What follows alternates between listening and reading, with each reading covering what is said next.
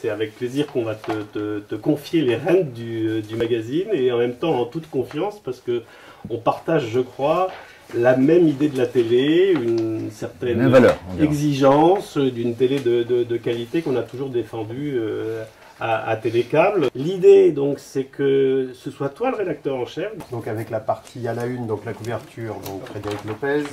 Donc je suis d'accord, je valide. C'est bon. Et à côté, un encadré sur l'émission avec Kev Adams, diffusé, c'est le mardi 5. C'est ça. Télécâble, c'est un titre très très particulier, parce que c'était les premiers à se dire, il n'y a pas que les grandes chaînes, il y a aussi des chaînes à côté, et ça s'est multiplié depuis. Et qu'est-ce qui se passe quand on est spectateur ou téléspectateur? On a des réflexes à regarder toujours la même chose, et on dit tous qu'il n'y a rien à la télé. Et en fait, grâce à ce magazine, grâce à cette équipe, c'est exactement la sensation inverse. C'est-à-dire qu'il y a effectivement beaucoup de choses, et donc c'est les choses qui font le plus de buzz, qui sont mainstream, qui sont très... Mais en vérité, il y a une richesse incroyable. Moi, j'ai grandi à une époque où il y avait 3 chaînes. Et donc là, je suis furieux parce que je viens d'être rédacteur en chef d'une semaine particulière et j'ai l'impression qu'il n'y a jamais eu autant de trucs super à la télé la semaine où j'y suis. Mais c'est évidemment toutes les semaines.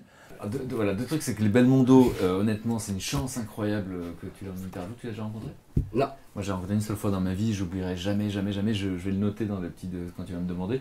Mais on était à Cuba. Il faut savoir qu'à Cuba, c'est une immense star. Parce qu'en fait, pendant la guerre froide, ils n'avaient pas les films américains. Donc les films d'action, c'était lui.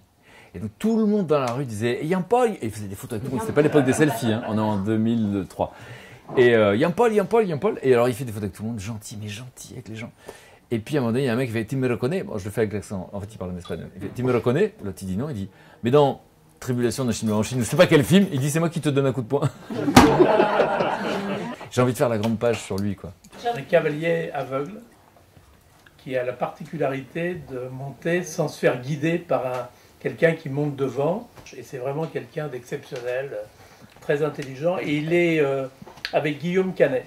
Et je t'ai pas demandé, c'est aveugle de naissance ou il est devenu aveugle? Non, il est devenu aveugle parce que c'est un accident, il y a 4-5 ans.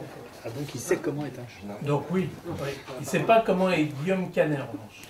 Ah. Ça. Faut vous rappeler de l'anecdote, pardon, je peux la raconter publiquement, c'était dans l'émission Terre Inconnue, pardon, c'était Retour en Terre Inconnue où j'ai Gérard Jugnot, et Adriana, et donc Gilbert Montagnier, j'ai oublié le quatrième, ça va me revenir, Michalak. Et à un moment donné, en plein milieu, par là lui-même, Gilbert, il fait « Ah mais Gérard, il est chauve ?»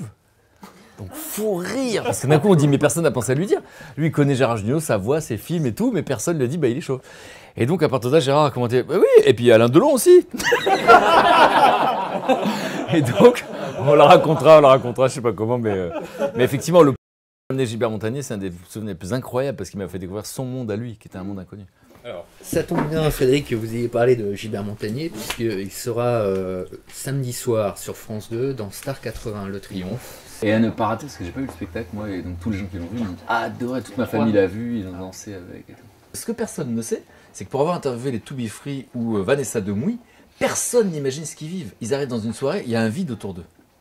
En tant qu'être humain, demandez-vous ce que ça fait. Quand tu sais que le pire pour un être humain, là aussi je vous donnerai des études, c'est le rejet. Donc en fait, comment ça se passe quand tu es hyper flatté, hyper rejeté, heureux, hyper applaudi? Bah, ça m'intéresse de savoir comment ils vivent ça. Hein. Sur Ciné Plus Club, il y a une soirée qui est consacrée à Jean-Jacques Benex, qui est quand même un réalisateur un peu mythique du cinéma français. Il passe quel film? Ah, il passe ses 2 premiers films, l'une sur le caniveau et Diva. Donc c'est 2 plus grands pour moi, parce que 37.2 est un petit peu surcoté. On a que des puristes ici. Moi j'avais lu à 37.2, ça sort en 1986, c'est beaucoup trop beau. Et moi à l'époque je dis, ah bon, je savais pas que beau elle avait trop. Même si je sais ce que ça veut dire, c'est de la publicité. Mais à l'époque je me dis.